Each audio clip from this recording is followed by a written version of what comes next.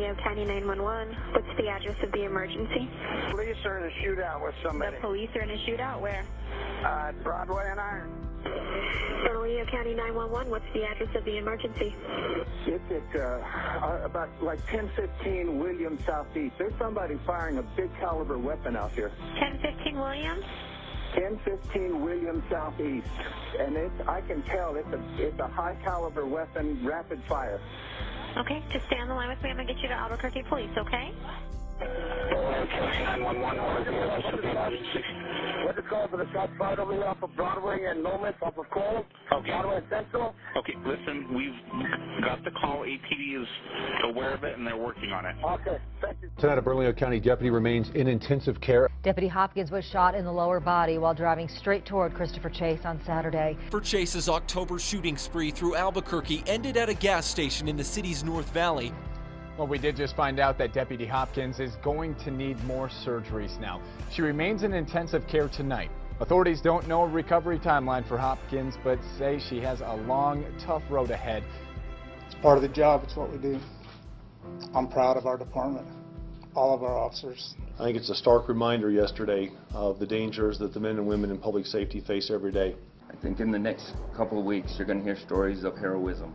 Hey, we still have an active shooter. He's still shooting south of Avenue Suicide Charges on Broadway. Looks like he's going to get in somebody's unit right now. 10-4 shots fired. What do you need help with, man? What do you need help with? Cover up. Not please,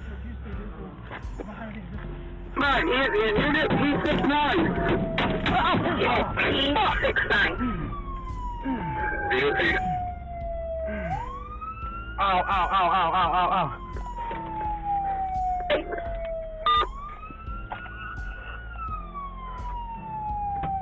Charles 239 PD. That is Big 20. Cole and Broadway, PD to Sam P3. We got an officer shot. Let's go.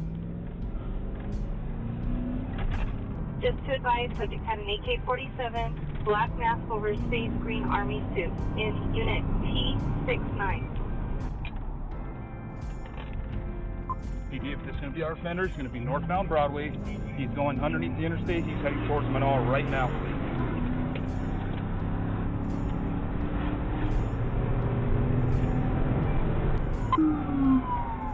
Okay, 1023 PD, I have visual of the subject. I'll be calling it out. We're westbound. Greg goes from 4th. 6 units close. Let's go. Let's get in the fight. Greg goes from 4th. Get the subject stopped, but because of what he's armed with, I don't want anybody trying to put out a spike strip at this time. Unless they can have get out of the way, completely out of the way of the subject. He's not reckless driving or anything, guys. He is running with his lights on. We're going about 50 miles an hour. Where'd he go? We're coming up on the wheel guys. 10-4.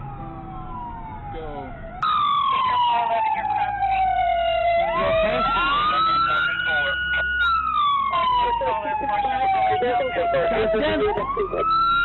Get out! Get out! Shit! Hurry up! Help her out! Help her out! Help her out!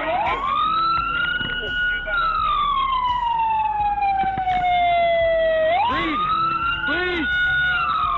Breathe! Bring your chin! Bring your head! What do you need? What do you need? He's been shot! I need paramedics! Paramedics, you got him. Okay. Just bounce off of her.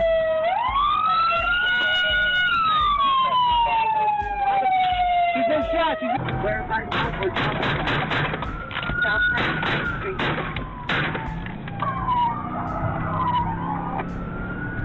Scott, he's coming up on you.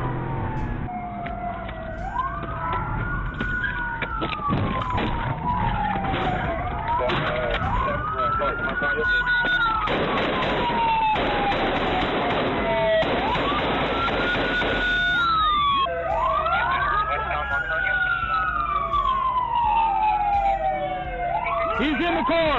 Shots have been fired. Shots have been fired on him.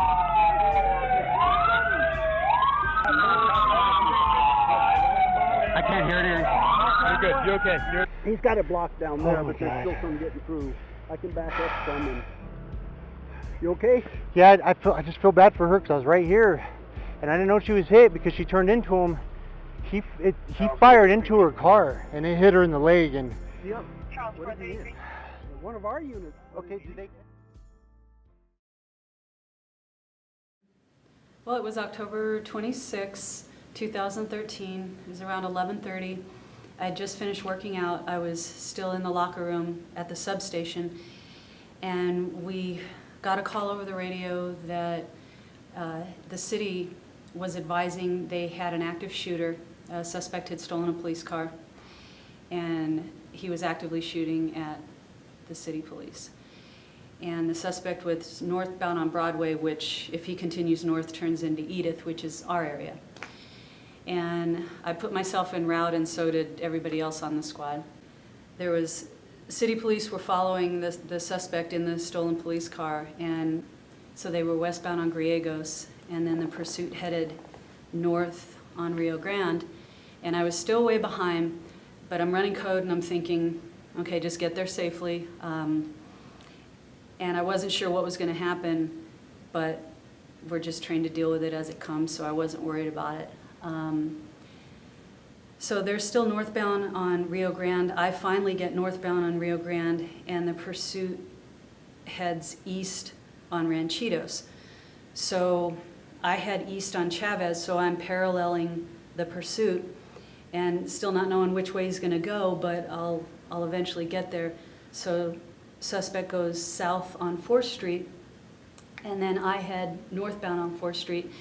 And I have a spike strip, but given the circumstances, he's an active shooter, he's in a car, it's 11:30 on Saturday, that's probably not going to work.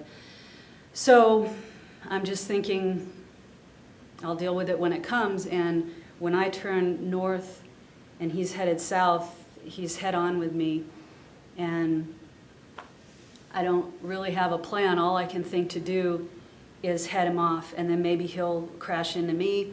And then there was 10 or 15 at least patrol cars behind him. So I knew that if he could just collide into me, then everybody else will take over, and it'll, it was a team effort at that point.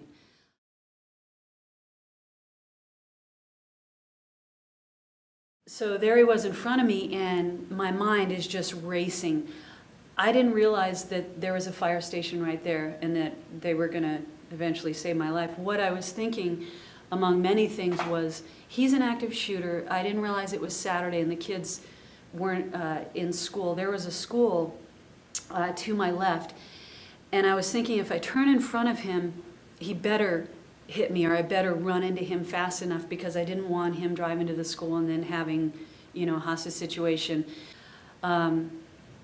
So a bunch of things is going through my mind, and all that happened was he started shooting at me, and then he went around me, and then the bullet went through the door and hit my leg.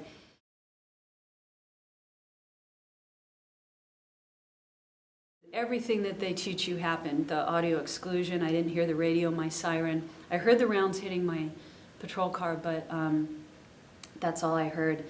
And so then he kept going. The rifle was out the window, and it hit me in the leg, and then it just felt like my leg blew up. It just felt huge. I took my breath away for a second, but then I just calmed down and just started breathing, and I just thought, just breathe. I knew it was bad, but I never for a second thought I was going to die or anything like that, because again, they train you, you're never going to quit, you're never going to die. So I just started breathing, and I called out my location. And I think I advised that I was hit, I'm not sure. And then I was trying to get my tourniquet. It was in my left BDU pocket. I have a tourniquet. Help me put it on my leg. So at one point I opened my car door, I was trying to get my tourniquet out, and I saw through the windshield of my car a city officer. And I knew there were cops around, but I didn't know how many. I just knew that there was one, so he was going to help me put my tourniquet on. and I was going to be all right. And then I started to lose consciousness, and I just kept thinking, just breathe. Just training kicked in, and I was going to be fine.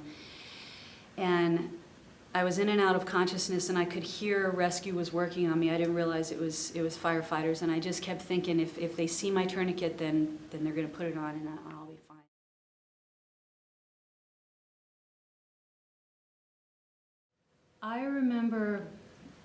I definitely remember being in the ambulance. It was the firefighters rescue unit. They don't use it all the time, but I happened to be shot in front of a fire station, so they had that rig. And I definitely remember being awake in that, and then I couldn't respond, I couldn't talk, I couldn't open my eyes, but I could hear people working on me. I don't know if it was the firefighters or if they had gotten me to the OR at that time, but I remember thinking, I'm still here, don't give up, because I'm still here. And I could just hear them working on me, and I could feel a little bit, but not much. And then I remember waking up, and I had a tube down my throat, and I remember a lot of officers. I remember seeing the sheriff, and I was writing, communicating, and just, giving gestures and letting them know I'm fine, I'll be back to work, it's not a problem. I knew it was bad, but there was no doubt in my mind that I was going to be okay. And what I remember the first couple days was, again, just breathe, and I didn't have any sense of panic. It goes back to training. It was everything that I was told 16 years earlier in the academy, to all the reading that I had done. I read Lieutenant Colonel Grossman's book on combat. I read military stuff, SEAL stuff, all that, officer survival training. It was all in there. So it was just natural for me, not to worry about my situation. And then the support and the camaraderie that I had from the Sheriff's Department was incredible, and the city. I remember seeing, and I can't remember if it was the first couple days or the first week, but officers were coming to visit, and it must have been the first couple days, because I still had a tube down my throat because they were bringing me in and out of surgery. So that helped me a lot. And then my Guard unit, the National Guard unit, came, and so I just had a lot of support, and that's what got me through, was just knowing, my family, my husband, my sons, my family, they're awesome. So I was struck on the upper femur where it connects to the trochanter. That was shattered. So right now, what they did was, I have a rod that goes from my knee all the way up to my hip, and so I can't externally rotate, but I can move front and back, and I have lateral movements, so that's good enough to live your life.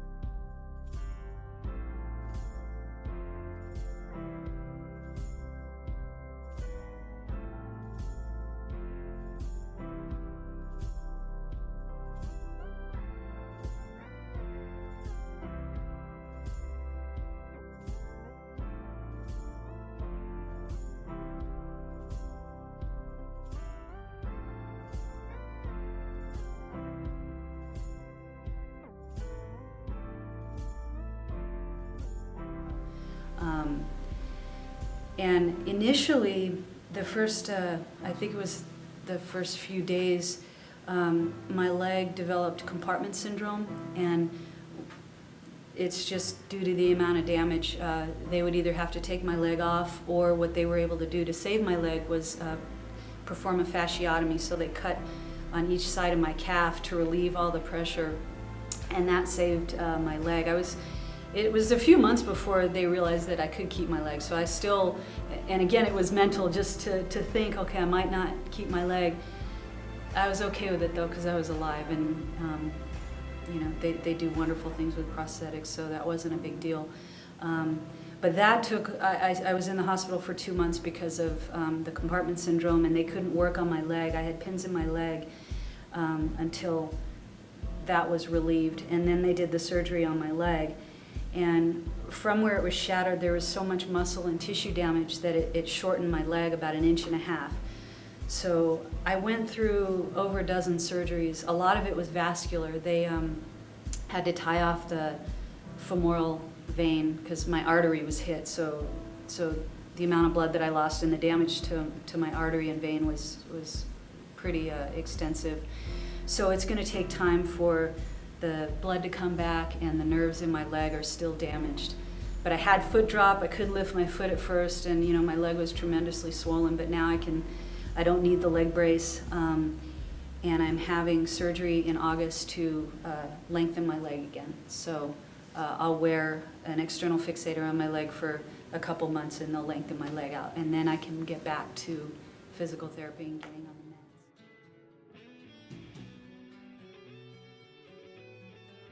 Well, 3 days after being shot, authorities say Deputy Hopkins is just starting to be able to talk again. KOAT Action 7 News reporter Todd Kurth continues our team coverage with an update on her recovery.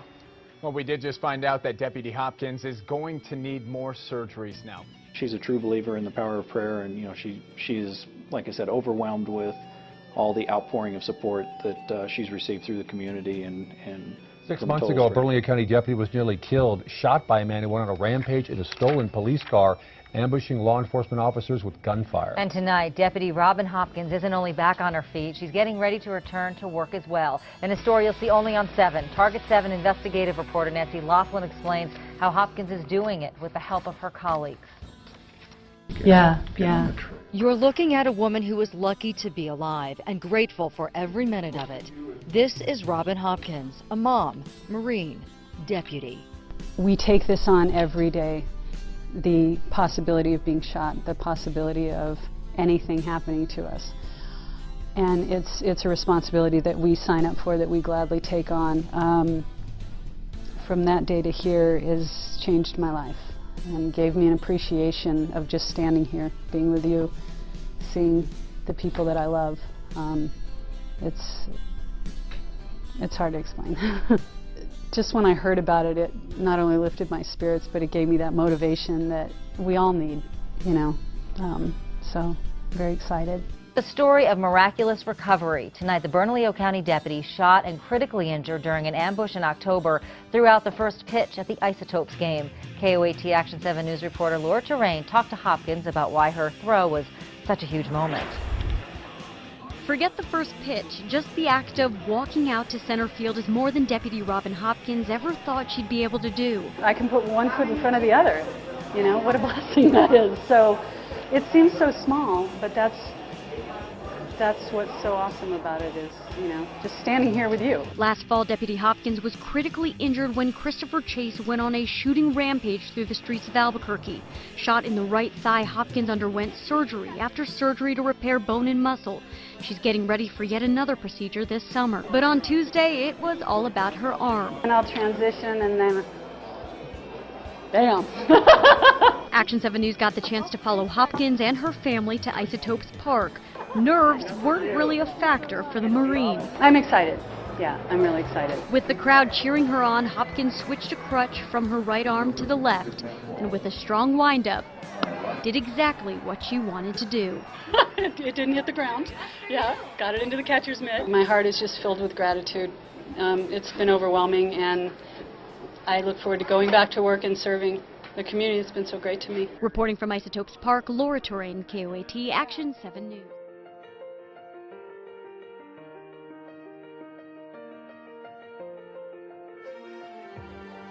We are almost 9 months from the incident, and recovery it's everyday process, just to do regular things, around the house, getting ready, to go somewhere is everything is a process.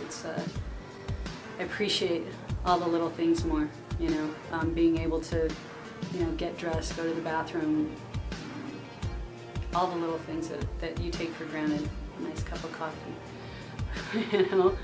The thing that I deal with now the most is The vascular and the nerve damage, that is constant. That never goes away. I'm constantly aware that my foot hurts, but I'm used to it, so it's not, I mean, I'm constantly aware, but it's not as bad as it used to be. I just turn it around as it's a reminder that how lucky I am. It's a reminder that I need to just work harder than I used to. So I just made it a positive in that way. It'll take 18 months to 2 years for the vascular, the capillaries and things like that to grow back, and for the nerve damage. Yeah, there's the physical rehabilitation, but the mental part is far more challenging, I think. What it's done for me is it's just made me want to go back to work even better than ever, stronger. You know, they tell you not only will you survive, but you'll thrive, and that's been the case for me because that's how I want it to be.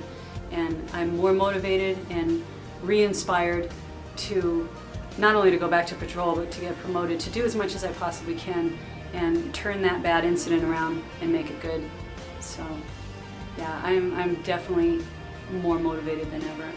Since my incident, because I was such a huge recipient of donated blood, I've made it it's just naturally become a desire to want to promote blood donation. So that's one of a few positive things that have come from this is that awareness that it could be anybody, it could be our kids, it could be anybody that needs blood.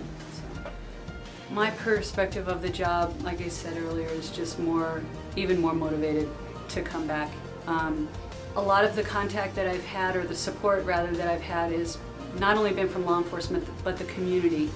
And when they see that, you know, we're out there willingly putting ourselves at risk for them, so much of the community wants all of us to know how much they support us. So that's inspired me and motivated me to let them know I'll be back. And, you know, the bad guys never gonna win. Like I said, this isn't the worst injury, but it was unique to us. The situation was unique.